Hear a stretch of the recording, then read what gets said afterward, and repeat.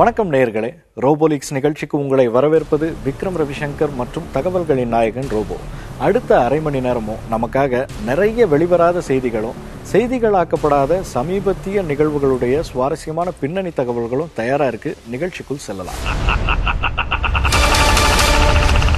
வணக்கம் ரோபோ. வணக்கம் விக்ரம். இன்னைக்கு நாம பேச போற மேட்டர்களை பட்டியலிடுறேன், கேட்டுக்கோ. அபிமன்யு போல அவதாரம் எடுப்பேன்னு சொன்ன இலைக்கட்சி பிரமுகர், பேரவையில முன்னாள் முதல்வரை புகழ்ந்த எதிர்க்கட்சி எம்எல்ஏ, மலைக்கோட்டை மாநகர மருத்துவமனையில நடக்கிற அதிசய நிகழ்வு, தமிழக கேரள எல்லை சர்வே குறித்த பின்னணி தகவல்கள், இன்னும் சில. நீ பட்டியலிட்டதெல்லாம் சொல்லி முடிக்கவே 2 எபிசோடு தேவைப்படும் போல. இதுல இன்னும் சிலன்னு வேற இழுக்கிற. டோன்ட் வரி விக்ரம், எல்லாத்தையும் ஷார்ட்டா முடிச்சிடுறேன். ஷார்ட்டா முடிக்கிறது இருக்கட்டும், இடையில ஒரு மேட்டரை விட்டுட்ட பாத்தியா? நாம பேசின விஷயம் ஒண்ணு அப்படியே நடந்திருக்கு. எல்லாமே நடந்துகிட்டு தானே இருக்கு விக்ரம். நீ குறிப்பிட்டு சொல்ற விஷயம் எதுன்னு புரியலையே. எல்லாமே நடந்துகிட்டு தான் இருக்கு. பேசின உடனே நடந்த மேட்டரை மறந்துட்டியே. பிரெஞ்சு பிரதேச நியமன எம்எல்ஏக்கள் விவகாரத்தை தான் சொல்றேன். அதுவா? உள்ளூர் தாமரை கட்சிக்காரங்க அவங்க தேசிய தலைவர் காதுல விஷயத்த போட்டாங்கன்னு தான் சொன்னேன். அது தொடர்பான முடிவை இவ்வளவு சீக்கிரம் எடுப்பாங்கன்னு நான் கூட எதிர்பார்க்கல விக்ரம். என்ன, சூரிய கட்சி தான் இளவு காத்த கிளியாயிடுச்சு. என்ன ரோபோ, பழைய மேட்டர்ல இருந்து புதுசா ஒண்ணு ஆரம்பிக்கிற? ஆமா விக்ரம், அங்க சூரிய கட்சி தானே கூட்டணி கட்சி. 3 நியமன எம்எல்ஏக்கள்ல ஒரு சீட்டாவது தங்களுக்கு கிடைக்கும்னு நினைச்சுக்கிட்டு இருந்தாங்க. ஆனா பிரெஞ்சு பிரதேச முதல்வர் ஆளுநர் கிட்ட மோதுறதுலேயே கவனம் செலுத்தி நியமன எம்எல்ஏக்கள் விஷயத்த கோட்டை விட்டுட்டாரு.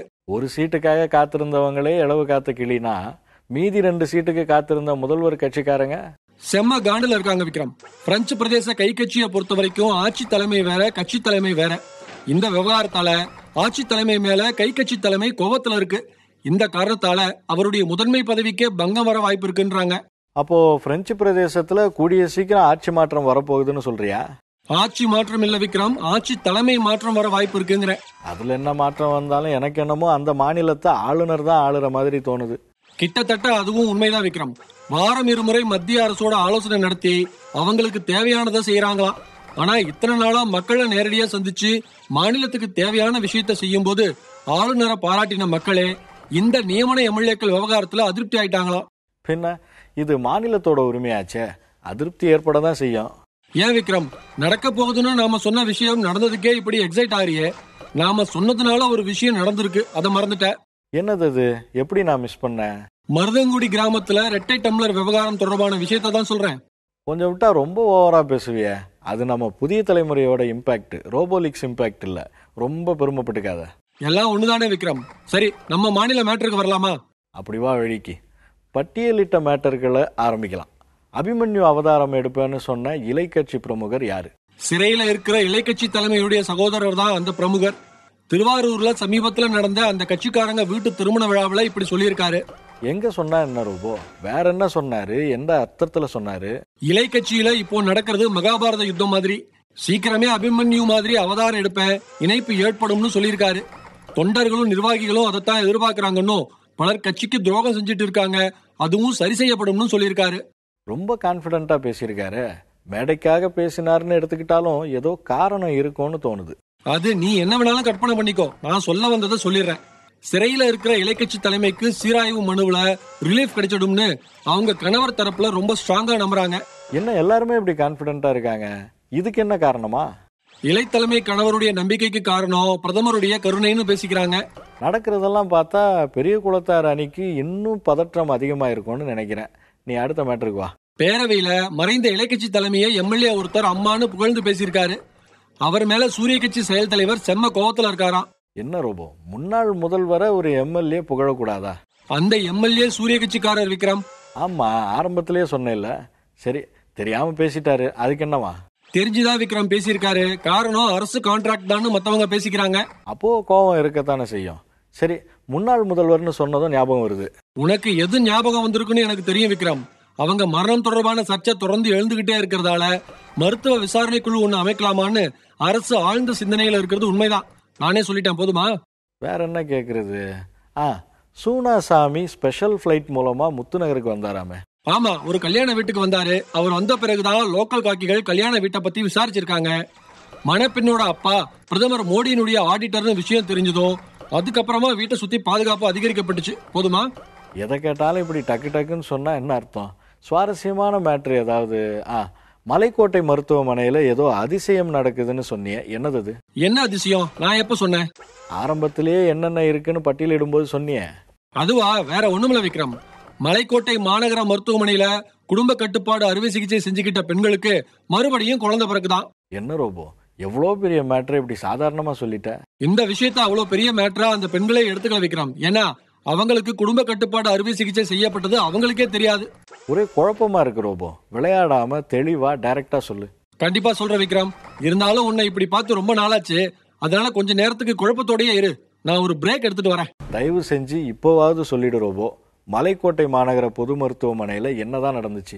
பொதுவா பிரசவத்துக்கு வர்ற பெண்கள் கிட்ட குடும்ப கட்டுப்பாடு பத்தி விழிப்புணர்வு ஏற்படுத்தி அவங்க சம்மதத்தோட அறுவை சிகிச்சை செய்யறது தான் வழக்கம். அப்படி செஞ்சுக்கிறவங்களுக்கு அரசு சார்பா உதவி தொகையும் சில பொருட்களும் வழங்கப்படுறதும் வழக்கம். அந்த தொகைக்கு ஆசைப்பட்டு பிரசவத்துக்கு வந்த அத்தனை பெண்களுக்கும் குடும்ப கட்டுப்பாடு அறுவை சிகிச்சை செஞ்சதா கணக்கு காமிச்சிருக்காங்க. இந்த மோசடி மூலமா 10 லட்சம் ரூபாய்க்கு மேல சம்பாதிச்சிருக்காங்க. இப்போ மலைக்கோட்டை மருத்துவமனை முதல்வருக்கும் சம்பந்தப்பட்டவங்களுக்கும் மருத்துவ ஆணையம் நோட்டீஸ் அனுப்பியிருக்கு. நடந்தது உண்மைனா வழக்கு பதிவு செய்யவும் பரிந்துரை செய்யப்பட்டிருக்குமே. அதுவும் பரிந்துரைக்கப்பட்டாச்சு. ஆனா விசாரிச்சு வழக்கு பதிவு செய்யறோம்னு சொல்லி விசாரணை நடத்திக்கிட்டே இருக்காங்க. ஆனா இப்போ இருக்கிற மருத்துவ அதிகாரிகளுக்கு ஏன் நோட்டீஸ் அனுப்பினாங்கன்னு தான் தெரியல. சம்பந்தப்பட்டவங்க அவங்க தானே ரோபோ, அவங்களுக்கு அனுப்பாம வேற யாருக்கு அனுப்ப சொல்ற? அட நீ வேற விக்ரம். இந்த காரியத்தை செஞ்சவங்க எல்லாரும் பல்வேறு நகரங்கள்ல இருக்கிற பொது மருத்துவமனைக்கு டீனா ப்ரமோட் ஆகி வேலை செஞ்சு ரிட்டையர்டே ஆயிட்டாங்க. அப்போ முடிஞ்சு போன விஷயத்தை தான் கிளறிட்டு இருக்காங்களா? சரி, அடுத்த மேட்ருக்கு வா. மலைக்கோட்டை மாநகரை பத்தி பேச்சு வந்ததால கேக்குறேன், குப்பை கிடங்கு தீ விபத்து என்னாச்சு? அது ஒரு வழியா முடிஞ்சது விக்ரம். ஆனா பாவம், மாநகராட்சி குப்பை கிடங்கு பகுதியை சுத்தி இருந்த மக்கள் தான் மூச்சு திணறலை சமாளிக்க முடியாம அகதிகளா நண்பர்கள் வீடுகள்லயும் சொந்தக்காரங்க வீடுகள்லயும் தஞ்சம் புகுந்தாங்க. தீய அணைச்ச பிறகு மூச்சு திணறல்னா அந்த அளவுக்கு புகை வந்துகிட்டே இருந்துச்சா? ஆமா விக்ரம், தீயணைப்பு வீரர்கள் எவ்வளவு போராடியும் புகை மட்டும் வந்துகிட்டே இருந்துச்சு. இதுல காமெடி என்னன்னா, மழை வந்தாதான் எல்லாம் சரியாகுன்ற நிலைமை வந்ததும் பொதுப்பணித்துறை பொறியாளர் ஒருத்தர் ஒரு கோழியை பலி கொடுத்து ரகசிய வழிபாடு ஒண்ணு நடத்தினாரு. மழை வர வேண்டி வழிபாடா? மழை வந்துச்சா? சின்ன தூரல் கூட போடல விக்ரம். பாவம், அந்த இன்ஜினியர் ரொம்ப அப்செட் ஆயிட்டாரு. ஆனா ஒரு வழியா தீய முழுசா அணைச்ச பிறகு கஷ்டப்பட்ட எல்லோருக்கும் கடைசி நாள் மட்டன் பிரியாணி விருந்து வச்சிருக்காங்க. அவங்க எல்லோரும் சாப்பிட்டு முடிச்சு போனதும் மழை கொட்ட ஆரம்பிச்சிடுச்சு. சூப்பரு. ஆனா பலி கொடுக்க கூடாது, மத்தவங்களுக்கு விருந்து வச்சாதான் மழை வரும்னு அதையும் தப்பா தானே கணக்கு போட்டிருப்பாங்க. நம்ம ஊர்ல ராக்கெட்டையே மணி அடிச்சு தானே விக்ரம் அனுப்புறாங்க. நீ பெரிய மேட்டர் தொடுற, இப்போதைக்கு நமக்கு அது வேணாம், வேற மேட்டர் ஆரம்பி. ஊட்டிக்கு கூட இருக்கிற ஊர்ல வனத்துறை மூலமா நடக்கிற ஊழல் மற்றும் முறைகேடுகள் தொடர்பான தகவல்கள் இருக்கு, சொல்லட்டா? உயரதிகாரிகள் சம்பந்தப்பட்டதா இல்ல ஊழியர்கள் சம்பந்தப்பட்டதா? வன உயரதிகாரி ஒருத்தர் பெயரும் வனச்சரகர்கள் சிலருடைய பெயர்களும் தான் இந்த விஷயத்துல அடிபடுது. முதல்ல அந்த விஷயம் என்னன்னு சொல்லு. ஊட்டிக்கு கூட இருக்கிற ஊர்ல வனத்துறையினருக்குன்னு தனி குடியிருப்பு இருக்கு. வன உயரதிகாரியுடைய குடியிருப்பும் அந்த சுந்தரவனத்துல தான் இருக்கு. அதை ஒட்டி அமைஞ்சிருக்கிற காப்பு காட்டுல மரம் வெட்டவும் தடை இருக்கு. ஆமா, மரங்கள் வெட்டப்படுறத தடுக்கிறதுக்கு தானே வனத்துறை தீவிரமா செயல்படணும். தீவிரமா தான் செயல்படுறாங்க. ஆனா வனத்துறை குடியிருப்புல இருக்கிற காப்பு காட்டுல இருந்தே மரங்களை வெட்டி கடத்துற சம்பவம் அந்த பகுதி வன ஆர்வலர்கள் மத்தியில அதிர்ச்சியை ஏற்படுத்தியிருக்கு. அதுவும் மரங்களை பாதுகாக்க வேண்டிய வனத்துறையே அதை செஞ்சது பேரதிர்ச்சின்னு சொல்லலாம். அடப்பாவீங்களா, வேலியே பயிரை மேய்றதுன்னு சொல்லுவாங்களே, அது இதுதானா? பல விதங்கள்ல இடையூறா இருந்துச்சுன்னு சொல்லி பல மரங்கள் வெட்டப்பட்டு வெளியில விற்கப்பட்டிருக்கு. சுமார் 8 லாரிகள்ல மரங்கள் கடத்தப்பட்டதா தகவல்கள் கிடைச்சிருக்கு விக்ரம். சமீபத்துல பொறுப்பேற்றுக்கிட்ட அந்த வன உயரதிகாரி மேல பல்வேறு புகார்களும் எழுந்திருக்கு. ஓ, இது இல்லாம இன்னும் பல புகார்களா? கொஞ்சம் டீட்டெயிலா சொல்லு. சுந்தரவனம் குடியிருப்புல தான் அந்த உயர் அதிகாரிக்கான குடியிருப்பும் இருக்கு. சமீபத்துல 10 லட்சம் ரூபாய்க்கு மேல செலவு பண்ணி அந்த குடியிருப்பை சீரமைச்சிருக்காங்க. கீழ்மட்ட ஊழியர்களுடைய குடியிருப்புகள் மோசமான நிலைமையில இருக்கும்போது உயர் அதிகாரியினுடைய குடியிருப்பு மட்டும் சீரமைக்கப்பட்டதுல மத்தவங்களுக்கு வருத்தமா? அதுவும் 10 லட்சம் ரூபாய் மதிப்புல சீரமைக்கப்பட்டிருக்க, வருத்தம் இருக்கத்தானே செய்யும். ஆமா, பொதுவா அரசு குடியிருப்புனா சம்பந்தப்பட்ட துறையில நிதி ஒதுக்கி அதுக்கான திட்ட மதிப்பை போட்டு தானே சீரமைப்பாங்க. அப்படி முறையா செஞ்சிருந்தா கீழ்மட்ட ஊழியர்களுடைய குடியிருப்புகளும் சீரமைக்கப்பட்டிருக்குமே. வெரி குட் விக்ரம், நல்ல கேள்விதான். ஆனா அந்த குடியிருப்பை சீரமைச்சது மட்டுமில்ல, அவருடைய வாகனத்தை 1 லட்சம் ரூபாய் செலவு செஞ்சு ரெடி பண்ணது, பல லோடுகள் மண்ணு கொட்டி கேரளாவில இருந்து கொண்டு வரப்பட்ட பல லட்சம் ரூபாய் மதிப்பிலான புட்களால அவர் குடியிருப்பு வளாகத்தை அலங்கரிச்சது, அந்த புட்களுக்கு தண்ணீர் ஊற்ற ஆழ்துளை கிணறு வெட்டினது, எதுக்குமே துறையில இருந்து நிதி ஒதுக்கல. பின்ன சொந்த காசுலயே அவ்வளவு பண்ணிக்கிட்டாரு? அவ்வளவு வசதியான ஆளா அவரு? எல்லாமே அவருக்கு கீழே வேலை செய்யற வனச்சரகர்கள் தான் செஞ்சு கொடுத்திருக்காங்க. உயர் அதிகாரியா நல்லா கவனிச்சாதானே வருமானம் பார்க்க முடியும். ஆமா ஆமா, அவருடைய ஒத்துழைப்பு இருந்தா தானே தடையில்லாம காட்டை கொள்ளையடிக்க முடியும். அதுக்காக கீழ்மட்ட ஊழியர்களை கண்டுக்காம விட்டா எப்படி? இப்ப பாரு, தகவல் நமக்கு வந்துடுச்சு. கீழ்மட்ட ஊழியர்களுடைய குடியிருப்புகள் சீரமைக்கப்படாதது மட்டுமல்ல விக்ரம், வனத்துறை குடியிருப்புல ஏற்கனவே தண்ணீர் தட்டுப்பாட்டால ஊழியர்கள் அவதிப்பட்டுக்கிட்டு இருக்காங்க. தண்ணீர் கிடைக்க அதிகாரிகள் நடவடிக்கை எடுக்க மாட்டாங்களான்னு ஏங்கிக்கிட்டு இருந்த நிலையில உயர் அதிகாரி குடியிருப்புல புல்தரையா பராமரிக்கிறதுக்காக ஆழ்துளை கிணறு அமைச்சு அந்த தண்ணீரை ஊழியர்கள் யாரும் பயன்படுத்தக்கூடாதுன்னு கடுமையான உத்தரவு வேற போட்டிருக்காங்களாம். உயரதிகாரிய கைக்குள்ள வச்சுக்க இவ்வளவு செலவு பண்றாங்களே, அவரால் அவங்களுக்கு அவ்வளவு வருமானம் வருமா? ஆமா விக்ரம், குறிப்பிட்ட சில அதிகாரிகள் உயர் அதிகாரிக்கு நெருக்கமா தங்களை வச்சுக்க இந்த மாதிரி பல லட்சங்களை செலவு செய்யறாங்களாம். குறிப்பா ஊட்டிக்கு கூட இருக்கிற ஊரோட வனச்சரகர் தான் உயர் அதிகாரிக்கு ரொம்ப நெருக்கமா இருக்காராம். அது தெரியுது ரோபோ. இவ்வளவு பணம் எங்கிருந்து வருது, எப்படி வருதுன்னு கேக்குறேன். சட்டவிரோதமா மரம் வெட்ட அனுமதி கொடுக்கறது, மண் திருட அனுமதி கொடுக்கறதுன்னு பல வழிகள்ல வருமானம் வருது விக்ரம். அதுவும் இப்போ வந்திருக்கிற அந்த உயர் அதிகாரிக்கும் வன கொள்ளையர்களுக்கும் நெருக்கமான தொடர்பு இருக்கிறத வேற பேசிக்கிறாங்க. அந்த ஊர்ல இருக்கிற முக்கிய மர கொள்ளையர்கள் அடிக்கடி அந்த அதிகாரிய அவருடைய அரசு குடியிருப்புக்கே போய் பாக்குறாங்களாம். இவங்களுக்கு இடையில நடக்கிற இந்த சந்திப்பு பல மணி நேரம் நீடிக்கிறதாகவும் சொல்லப்படுது. அடப்பாவமே, இவ்வளவு ஓப்பனா டீல் பண்றாங்களே.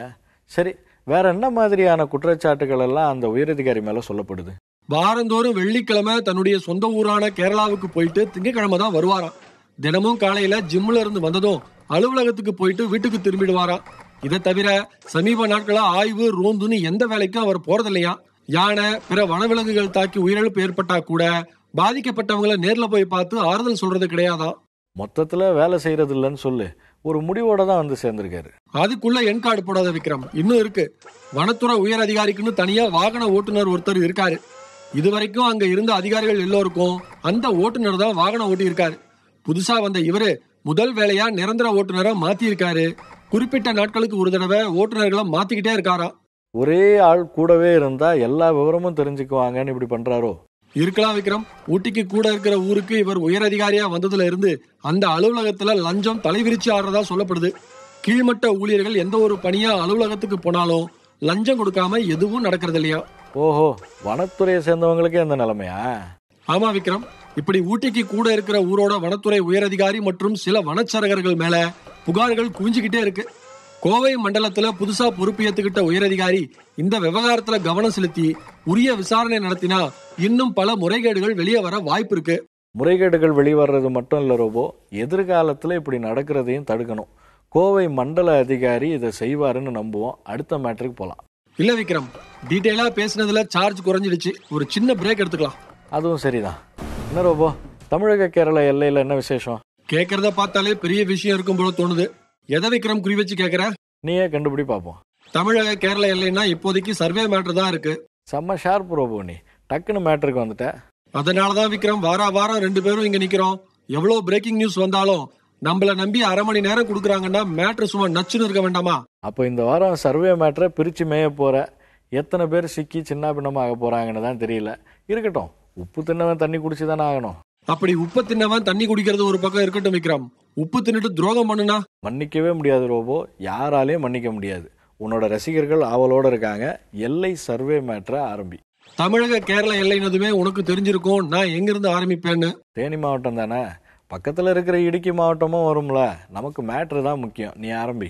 மொழிவாரி மாநிலங்கள் பிரிக்கப்பட்ட 1956ஆம் ஆண்டு தமிழகத்தினுடைய தேவிகுளம் பீருமேடு தாலுகா கேரளாவினுடைய இடுக்கி மாவட்டத்தோட இணைஞ்சது. ஆஹா, வரலாறோட ஆரம்பிக்குதே மேட்ரு. நீ கலக்கு ரோபோ.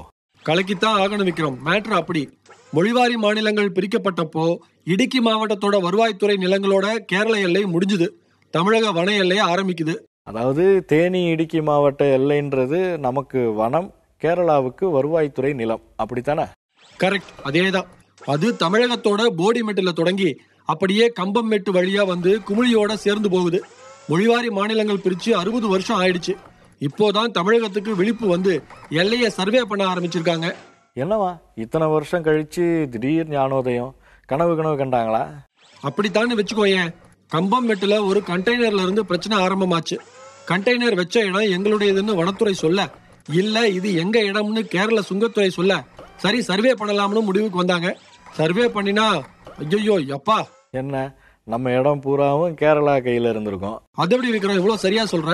நம்ம ஆளுங்களுக்கு நம்ம சொத்தை தாரவாக்குறது தானே வேலையே. இது இன்னைக்கு நேத்தா நடக்குது. காலகாலமா வந்தாரை வாழ வைக்கிற தமிழர்கள் தானே நாம. அதேதான். கம்பமெட்டுல சர்வே நடத்தினா கேரள செக் போஸ்ட், கேரள சுங்கத்துறை, போலீஸ் ஸ்டேஷன் எல்லாமே தமிழக எல்லையில இயங்குறது தெரிஞ்சிருக்கு. அடப்பாவீங்களா?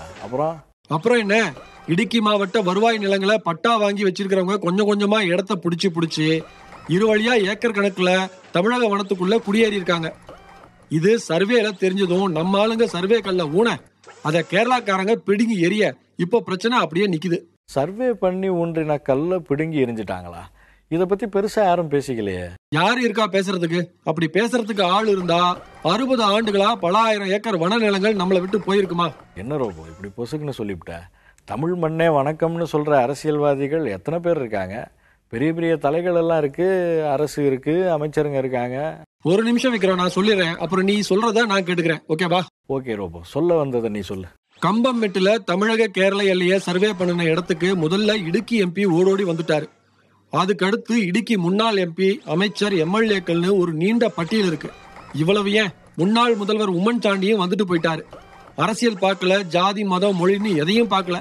எல்லோரும் ஒன்னா வந்து சர்வே செஞ்ச இடத்த பார்த்து மக்களை சந்திச்சு அச்சப்படாதீங்க நாங்க இருக்கோம்னு ஆறுதல் சொல்லிட்டு போயிருக்காங்க. ஆனான்னு இழுக்கும் போதே தெரியுது, பாரதி ராஜா படத்துல பலார்னு அறையிற மாதிரி ஒரு கேள்வி கேட்க போற. ஆமா விக்ரம், தமிழக கேரள சர்வே பிரச்சனையில ஒரு உள்ளூர் எம்எல்ஏவாவது வந்து தலைகாட்டி இருக்கலாம். கேரளாவோட கடைகோடியில இருக்கிற முன்னாள் முதல்வர் கம்பமெட்டுக்கு வரும்போது தேனி மாவட்டத்தையே சொந்த மாவட்டமா கொண்ட நம்ம முன்னாள் முதல்வர் தலையையே காணோம்.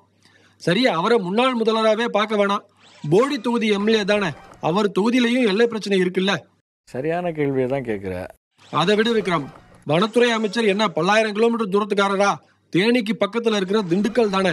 இவங்கள பத்தி எல்லாம் தினமும் செய்தியில பார்க்காத நாள் உண்டா? அட சும்மா அப்படியே கார்ல கம்பமெட்டு, போடிமெட்டு, குமிழின்னு வந்து போகலாம்ல. நிச்சயமா ரோபோ, இவங்க யாருமே வரலன்னா அப்புறம் ஊனன கல்ல புடுங்கி போடாம அவன் என்ன செய்வான்? கேட்க நாதி இல்லாட்டி இப்படிதான். அரசியல்வாதிகள் தான் இப்படின்னா அரசு அதிகாரிகளும் வந்து பார்க்கல. இதெல்லாம் ஒரு புறம் விக்ரம். இன்னொன்னு என்னன்னா, இன்னொன்னுமா? ஆமா விக்ரம், இந்த 60 ஆண்டுகளா நம்ம வனத்துறை என்ன பண்ணினாங்கன்னு ஒரு முக்கிய கேள்வி எழுது. நியாயமான கேள்விதான் ரோபோ. அவங்களுக்கு தெரியாம எதுவும் நடக்காது, நடக்கவும் முடியாது. ஒரு விறகு எடுத்துட்டு போனா கூட அவங்களுக்கு தெரியுமே. நிச்சயமா விக்ரம், அப்படி பார்த்தா கேரள மக்கள் வனநிலங்களை ஆக்கிரமிச்சதுல நம்ம வனத்துறைக்கும் பங்கு இருக்கு. எதுக்காகவோ எப்படியோ அவங்க கண்டுக்கல. கேரள மக்கள் வனநிலங்களை மட்டும் ஆக்கிரமிக்கல, வன எல்லையோரமா வந்தவங்க வனத்துக்குள்ள உயர்ந்த மரங்களை வெட்டுறாங்க, வன விலங்குகளை வேட்டையாடுறாங்க, சாராயம் காய்ச்சி விற்கிறாங்க. இது கேரளாக்காரங்க செய்யறது. இனி நம்ம ஆளுங்க செய்யறது வேற இருக்கா?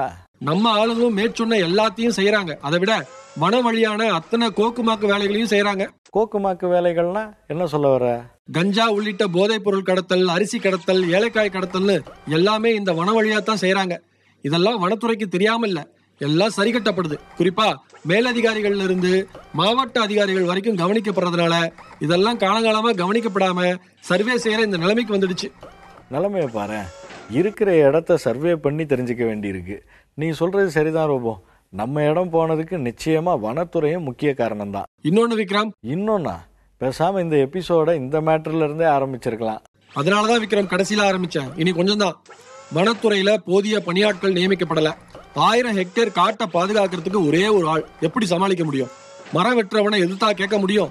நிலத்தை ஆக்கிரமிச்சு வேலி கட்டினவனை என்னன்னு கேட்க முடியுமா? எப்படி கேட்க முடியும்? அடிச்சு போட்டா வனத்துக்குள்ள அனாதையா செத்து கிடக்க வேண்டியதுதான். ஆயுதம் இல்ல, துணைக்கு ஆள் இல்ல, காட்டை பாத்துக்கோன்னா என்ன பண்ண முடியும்? அப்படி பார்த்தா அரசு மேலையும் தப்பு இருக்கு. பணியாட்கள் அதிகமா நியமனம் பண்ணணும். இனி இருக்கிற பூமியையாவது காப்பாத்தலாம். என்ன ரோபோ பட்டுன்னு முடிச்சுட்ட? இவ்வளவு சொல்லி சர்வே என்னாச்சு? பிடுங்கி போட்ட சர்வே கல்லுக்கு என்ன வழி? சொல்லி முடிச்சிடறேன் விக்ரம். நம்ம முல்லை பெரியாறு அணையின் நீர்பிடிப்பு பகுதியான தேக்கடி ஆனவச்சால் சர்வேலையும் இதே பிரச்சனை தான். நம்ம பொதுப்பணித்துறை அதிகாரிகளை அளக்க விடல, நேரா கோர்ட்டுக்கு போனாங்க.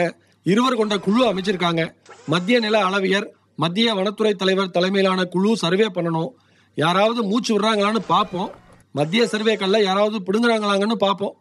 ஏன் ரோபோ, வழக்கமா ஒரே கல்லுல பல மாங்காய் மாதிரி இந்த சர்வே கல்லுல எத்தனை மாங்காவை அடிச்சு வீழ்த்தியிருக்க?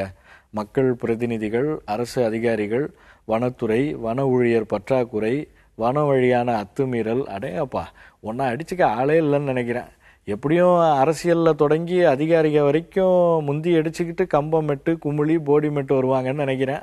நானும் அப்படித்தான் விக்ரம் நினைக்கிறேன். என்ன நடக்குதுன்னு பார்க்கலாம், காத்திருப்போம். அப்போ கிளம்பலாங்கிற? ரைட்டு, விடு, அடுத்த நிகழ்ச்சியில சந்திக்கலாம். நேயர்களே, நம்ம நிகழ்ச்சி தொடர்பான உங்கள் கருத்துக்களை robo@newgenmedia.in மின்னஞ்சல் முகவரிக்கு எழுதி அனுப்புங்க. மற்றொரு நிகழ்ச்சியில் சந்திக்கலாம். நன்றி.